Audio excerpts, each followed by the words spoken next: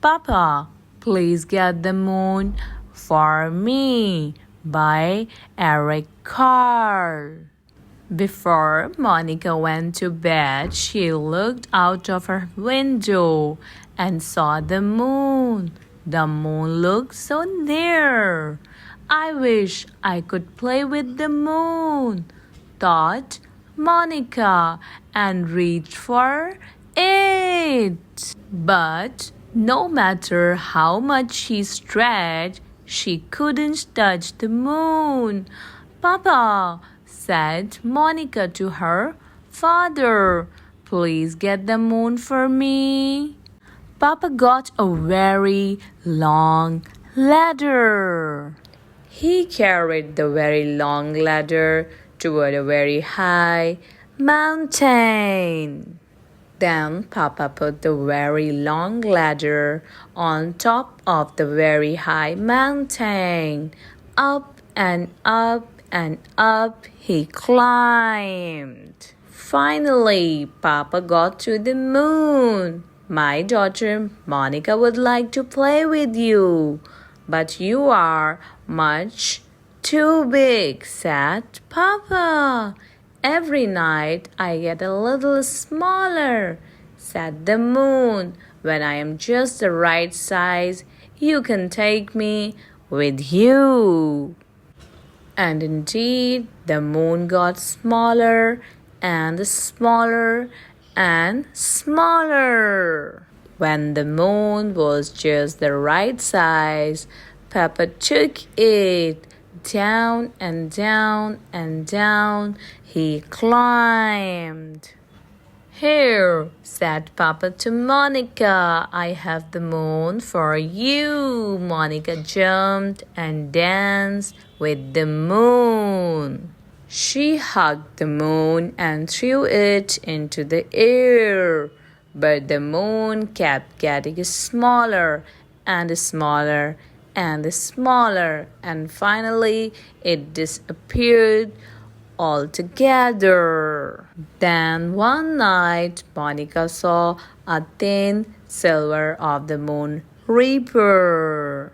Each night the moon grew and grew and grew. The end. Mr. Seahorse by Eric Carr. Mr. and Mrs. Seahorse drifted gently through the sea. Mrs. Seahorse began to wiggle and twist this way and that. It's time for me to lay eggs, she said. Can I help? asked Mr. Seahorse. Oh, yes, thank you, said Mrs. Seahorse. And she laid her eggs into a pouch on Mr. Seahorse's belly. I will take good care of our eggs, said Mr. Seahorse.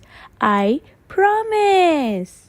As Mr. Seahorse drifted gently through the sea, he passed right by a group of trumpet fish hidden in a patch of reeds.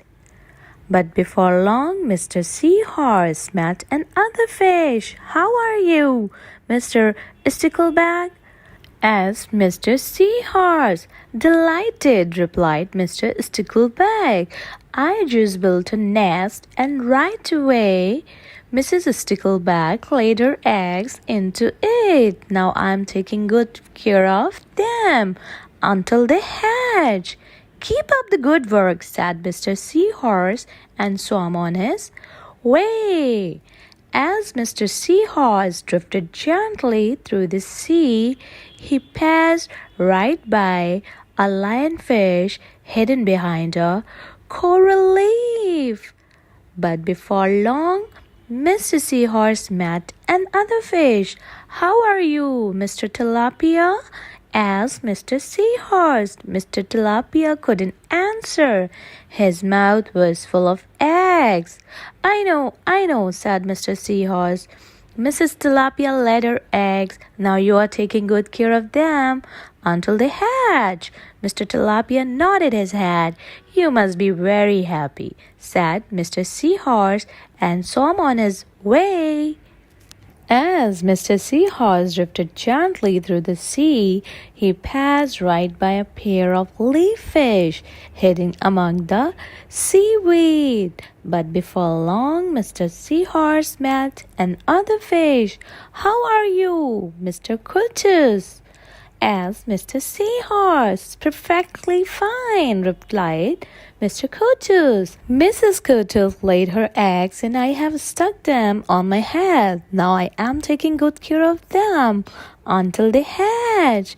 You are doing a great job, said Mr. Seahorse and so on his way.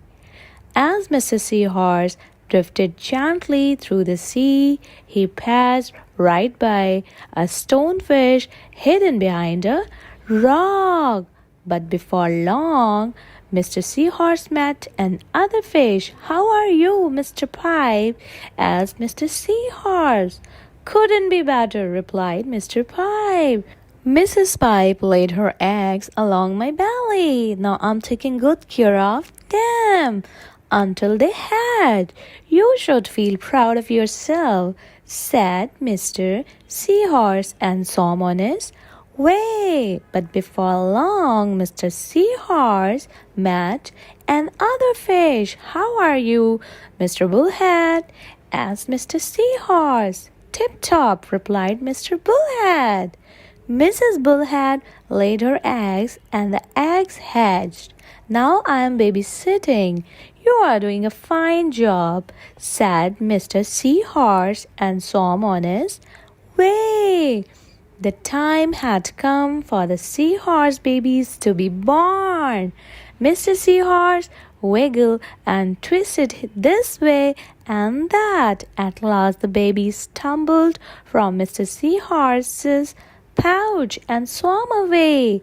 One baby turned around and tried to come back into the pouch. Oh no, said Mr. Seahorse.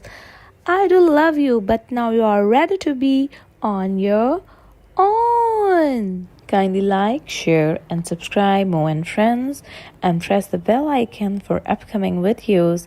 And thank you for watching.